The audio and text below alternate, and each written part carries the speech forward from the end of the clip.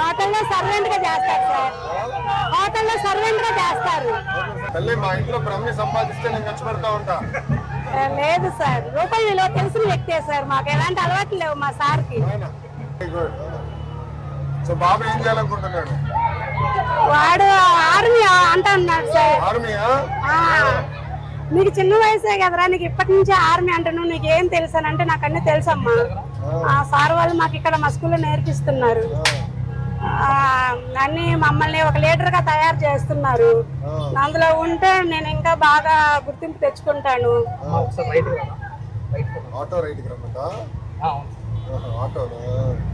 అని చెప్పి మా బాబు చెప్తుంటే నేను నిజంగా ఆశ్చర్యపోయాను సార్.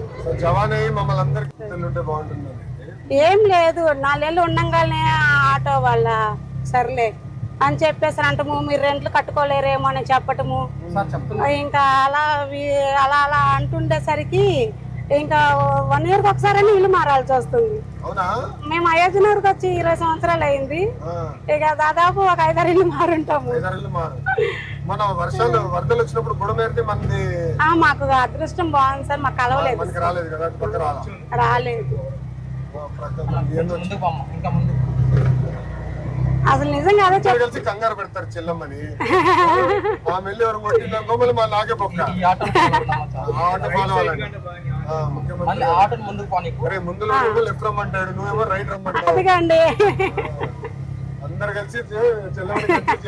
లేదు సార్, నాకు అనుభవం అయింది కాబట్టి నేను మా జనరల్ గానే నేను స్లోగా తోలుతాను.